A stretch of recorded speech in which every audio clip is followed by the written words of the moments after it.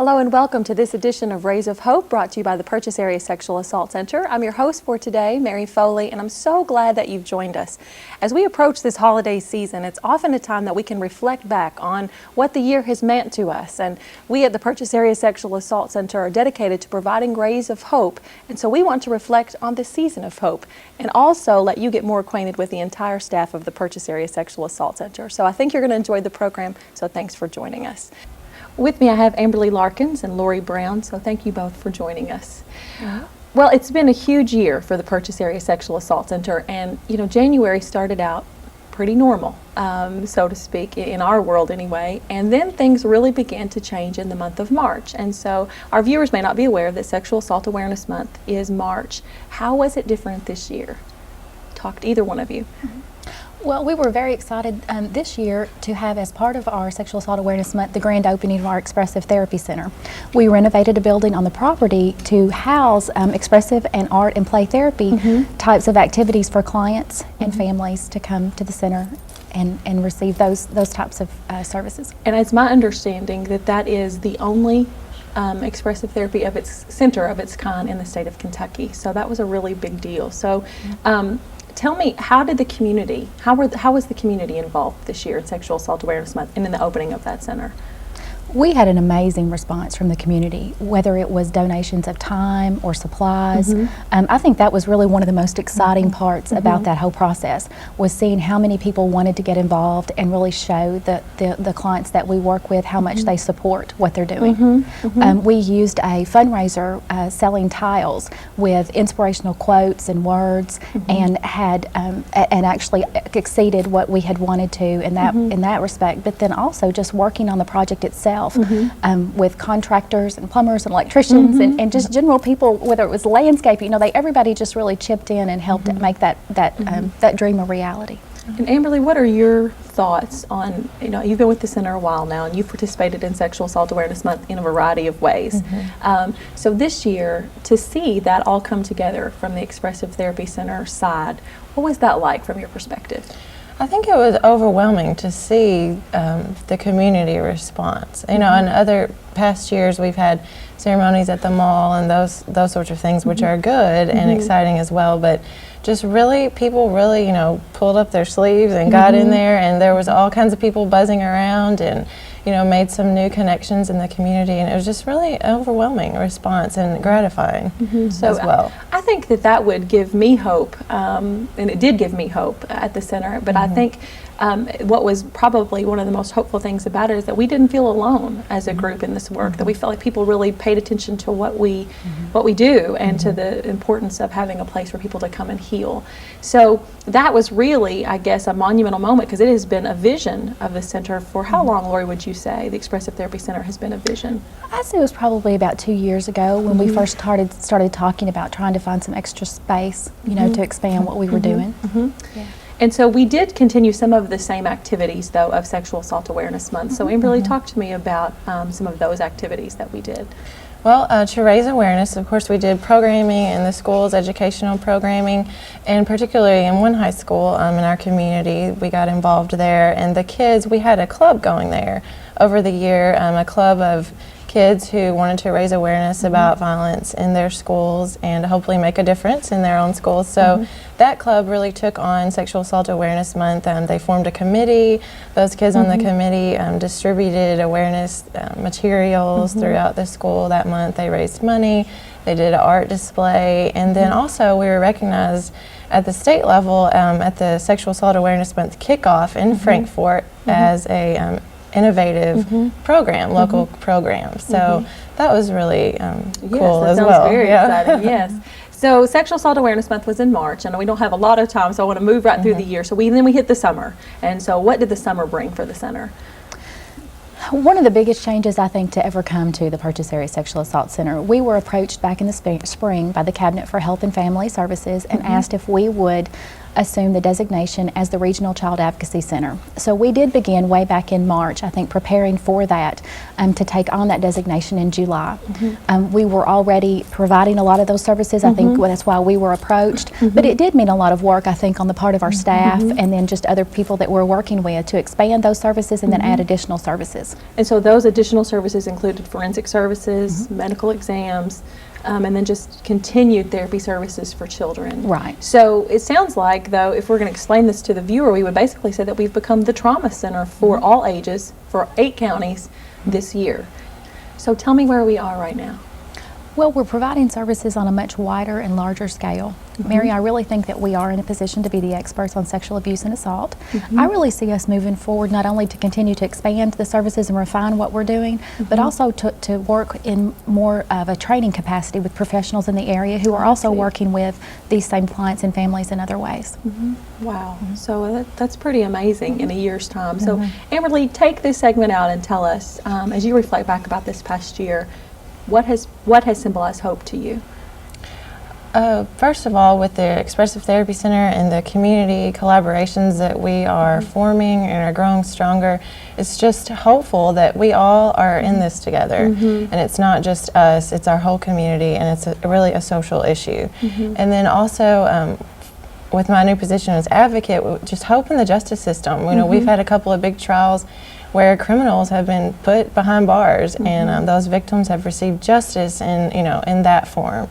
And so really just hope in the justice system and all those people that work together to make that work. Well said. Thank you. And thank you both for joining us. And you please stay with us. We've got much more ahead here at Rays of Hope today.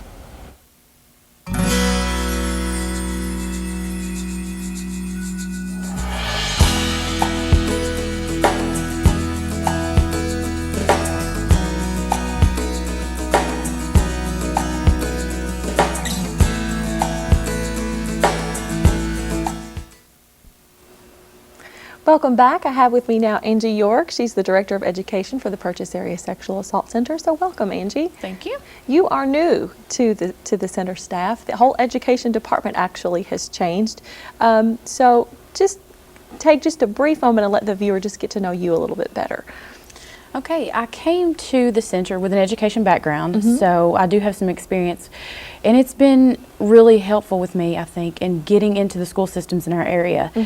I think a lot of our towns are in some sort of denial, and they don't want to let us in. If they sweep the subject under the rug, it goes away. Right. And that's not happening. So knocking on their doors, letting them know we're here, letting them hear about our services, it's really been great. And people have invited me in. I'm staying weeks at a time in their schools, Which is amazing. It's really been fundamental in changing their views about what we do. And so we're talking today just about the sort of the year that the Purchase Area Sexual Assault Center has had. Of course, you're an addition to that year, which is a wonderful thing for us. But I think you hit on an excellent point, and that is that you have had an amazing response, and that is a true hope for prevention in our area. So talk to me just a little bit about what kind of programming that the Education Department offers to schools in the 8 counties that we serve. I think we have a huge variety, and the way I look at that, we give chances for awareness, what we do right here and right now, but we also have programming that looks at the long-term effects of prevention, a social change, giving people, a hope for what society could be like if we change self-esteem, if we change the way people respond to their anger, using maybe assertion rather than being aggressive, different ways that they can just respond to the absolutely. topic. And so we still do provide that token risk reduction, how to be safe over the holidays, how to reduce your risk of becoming a victim. But we also, like you said, talk about those other topics of health and healthy relationships and self-esteem and bullying and all of those variety of topics. Yes, we do. We talk a lot about healthy relationships, how to interact with your peers and your friends at school. Bullying has gotten me into a lot of schools. And from my standpoint, I think bullying turns into sexual harassment, which then in turn turns worse into those to the harder sexual assaults. And I think if we can stop it early, if we can get into those classrooms when these kids are young and teach them not to bully, teach them to be nice to their friends, give them different ways that they can handle their aggressions, then we can, over time, have a social change. We can prevent sexual assaults from happening. And so it sounds like that is really your hope for the future. So you've talked to us just about the hope of the center and that we've gotten into more schools and you're being invited to stay for longer periods of time and to talk about a greater variety of topics. But really where I hear your passion coming from is that greater societal change. Do you think there's hope for a change in society and reducing violence in general? I do, and Kentucky is really on the forefront, I think, of where we're going with prevention. They have already some great opportunities in place for us as educators in rape crisis centers to be able to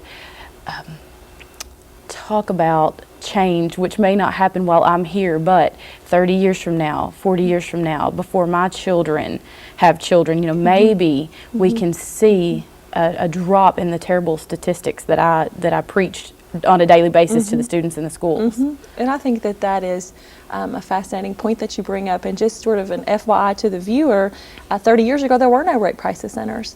And so here we sit with rape crisis centers charged with the opportunity and the privilege to go into school systems and talk about sexual assault and how to reduce your risk and how to get help and healing should you become a victim.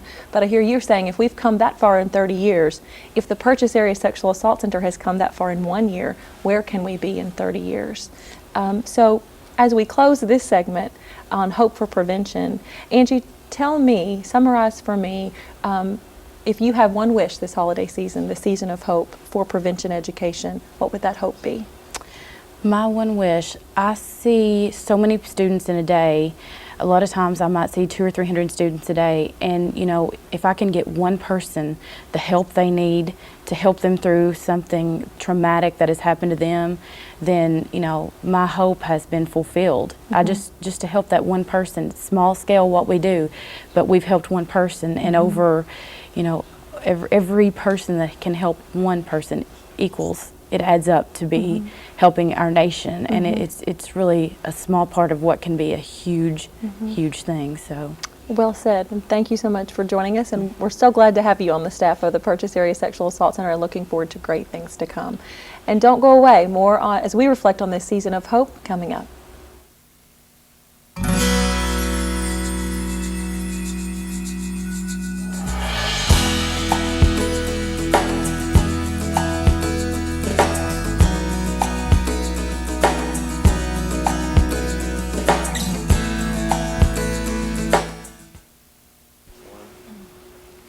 Hello and welcome back. With us now we have a portion of the clinical team actually. We have Teresa Morris, a therapist for the center. Welcome. Hi. Kelly Morrow, a new therapist for our staff, so welcome to you, and Leanne Garland, also a new therapist. And so viewers might actually be recognizing you as on previous shows in another position, so tell us what the change has been for you. Yeah, I was previously the victim advocate for 3.5 years, and I just recently switched to a therapist position. Well, wonderful. Glad to have you as a part of the clinical team. Thank you. So when people come to see you all, I think that most people would agree that they come to you with the least amount of hope than they may have ever experienced at any point in their life. So as we reflect on a season of hope and this time of hope for the center, where is the hope when people actually have to walk in our doors? Where's the hope in that for you all? Kelly? I think that as a therapist, it's one of our goals is to help our clients pull that hope within them out and see that there is a hope for the future and there is a hope for recovery. And I think that starts from the moment they walk through our door. We try to provide a warm and comfortable and inviting atmosphere for them so they do feel safe and they do feel secure in being able to work on, whatever it is that's happened to them, and be able to help that hope within them, whether it be a tiny lot or a big lot, be able to grow into something that is positive for the future. And so as a clinician, as somebody who initially sees that person maybe in one of their most hopeless states, what gives you the strength to look at that person and be able to believe yourself first, but also to convince them that hope is on the way? I think with all clients, you have to believe there is hope for the future, and just pulling out the positive things, because it's so easy for them to focus on all the bad things that have happened to them, but to help them pull out the positive things that have happened and are still happening in their life, and recognize those things and help those things to grow also. Okay. And so I'm sure all of you can agree and have at least seen that in your own clients. And Teresa, you particularly want clients to focus in a more direct way on self-care, on hope, and on health. Talk to me about what the year has been like for you. It's been a really interesting year. I think a lot of change this year, as you've already talked about in the previous segments. But my hope for this year and for the upcoming year is a lot of growth and change that comes from within, and being able to provide an avenue for our clients to find that strength within, and awareness within, through relaxation and yoga and the body work that comes along with the holistic atmosphere that we are trying to provide in our center. And so that is actually something different for the center. That is an additional, I guess, resource that we have added to our services at PASAC, and that is that relaxation and breathing and the yoga training and instruction that you have received. How does that bring hope to you as a therapist? It brings hope because I see the change in our clients who are participating in that program. Combined yoga and relaxation combined with the therapy that they're involved with really facilitates that healing process, and being able to be a part of that has been amazing. I can imagine. So Kelly mentioned, just focusing on those positive things as clients come in our doors and believing yourself that there is hope. And then having the tools necessary to bring about and facilitate that hope has been a change for the center in the yoga and relaxation department. And Leanne, you are coming now to the clinical department in a very exciting time. How has that been for you, and how has that been hopeful for you this year? Well, previously, being the victim advocate, I was always hopeful with the clients that we would see and the adults and everything that we worked with. And now, with us being the Children's Advocacy Center, it's really great for me because I know that we can reach them at a young age. A lot of times we would have clients come in who had been victimized younger, and they just continued to build up all the problems and everything. And so now we can step in that early age and be a part of the entire process and help them early. So, and I think that is very hopeful. I think it would be very easy during this holiday season to think about, child abuse happening to, obviously to young children, sometimes 2, 3 years old in our waiting room, and how that could be a very negative thing to focus on. But what I hear you all saying as a team is, yes, it's a terrible tragedy when they come to us, but what an amazing opportunity to be able to intervene and help them get back on track so that they don't develop some more long-standing and residual effects of that abuse. Right. So, and the time just flies by. So, in closing, could each of you tell me, as you reflect back over the year, as you reflect back over the clients that you've seen and the work that you've done, what has brought you personally the most hope? Leanne, we'll just start with you. I think personally, what's brought me the most hope is just to see, as we've broadened our services and offered more things, how the community's just really encouraged us to keep going. It's not like, why are you all doing that? It's, how can we help? Yes. So I think that's what's been the best, and our clients really see that. So I think that's what brings me the most hope. Kelly?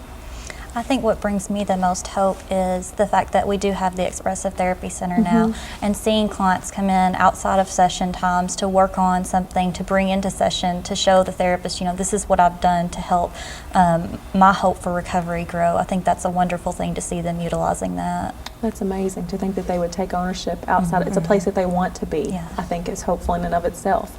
Teresa?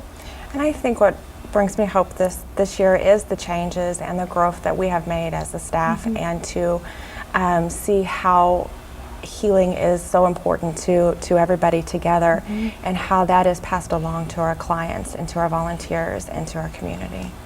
Well, thank you each so much for being here and so much for the work that you do. I think that it's amazing to sit and listen to the year from your perspective. As Teresa pointed out, the staff has grown and become more cohesive, and so I'm just excited about the year that's ahead. So thanks for being here. And please don't go away. We have still more to come as you meet the staff of the Purchase Area Sexual Assault Center. And while every segment has been important, this next segment is going to be about how you can help be a partner of hope. So please don't go away.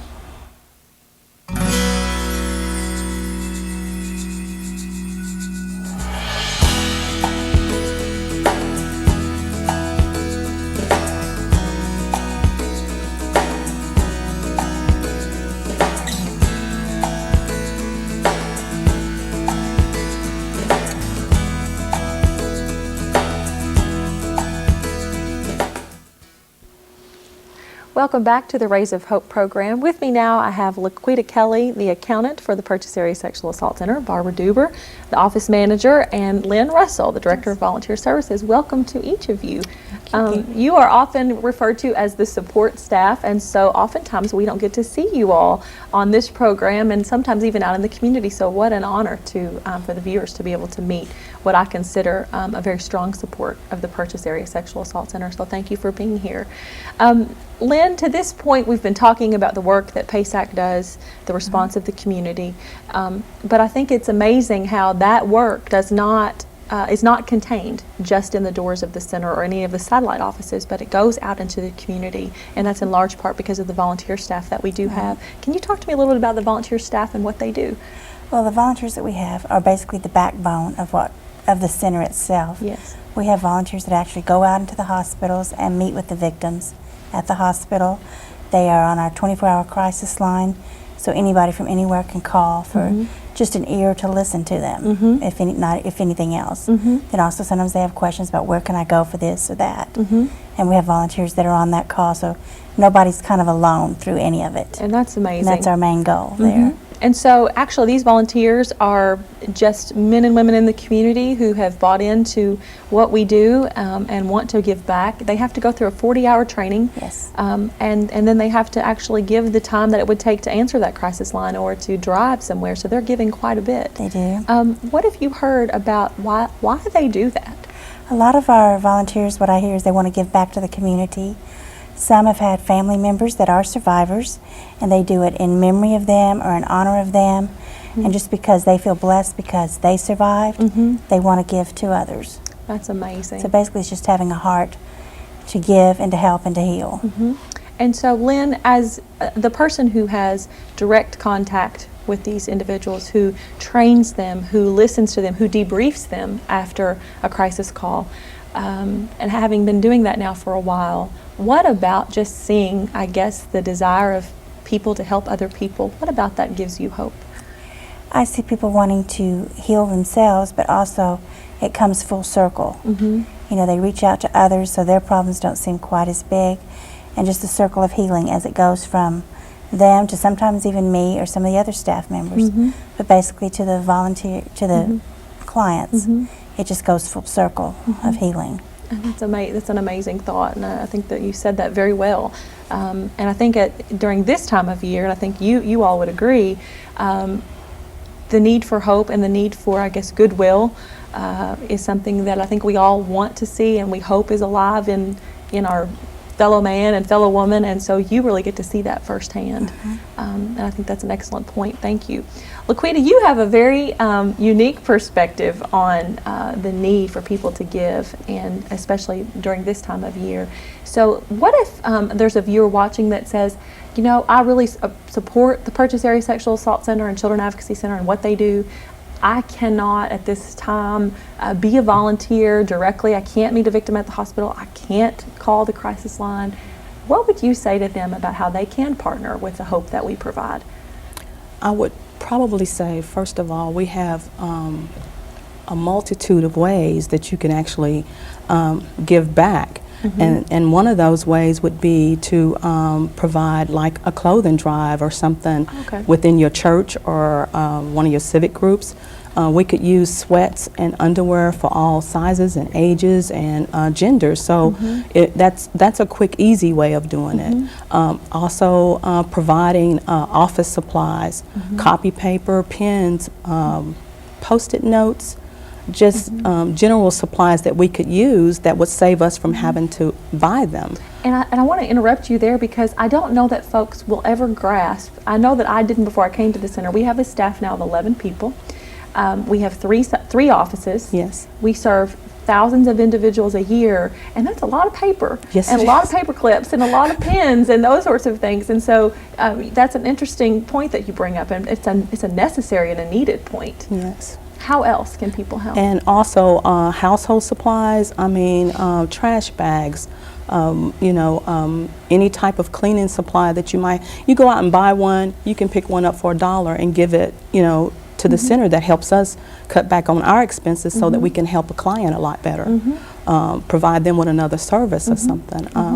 Also, you can do it by attending our fundraising event in July. Being a cook and donating your food for that, or some major corporation that might want to be one of our corporate sponsors. That's a major way of helping us out. There's so many different ways that you can do that.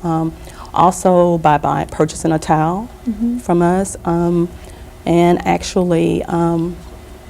And by tile, you mean the little ceramic tiles Yes, people can send a message the of hope 6 by 6, and you can do it in honor of somebody, or if you want to do it with your family's name on it as a Christmas gift, that's a perfect way of doing it.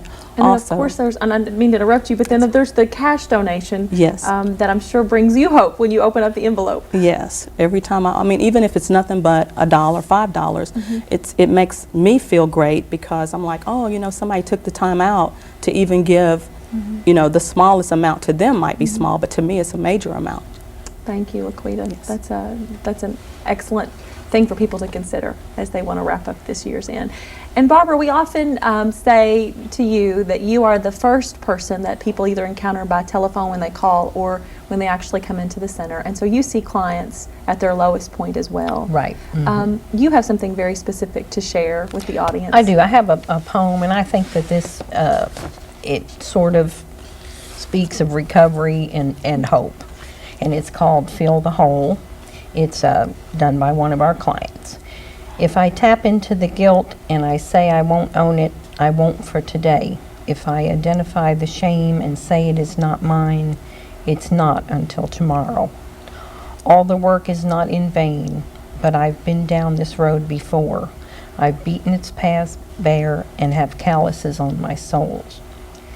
Because although the guilt and shame are not mine, I have had them so long they are comfortable. I have rocked them to sleep for so many years, they feel like they are a part of me. So today I say no more.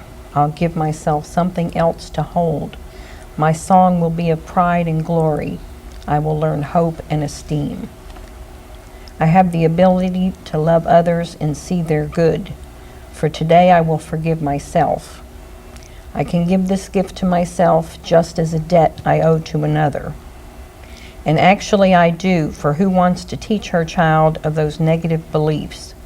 If I only do it for them, it's just half a job done. I have not only survived, but in a world of terror I have thrived. With each day I grow stronger. Their demons I'll no longer carry. I replace them with self-love and acceptance. Wow. And so that sums it up. Thank you for being with us. Thank you for joining us as we reflect on this season of hope. Until next time, we wish you the very best this holiday season.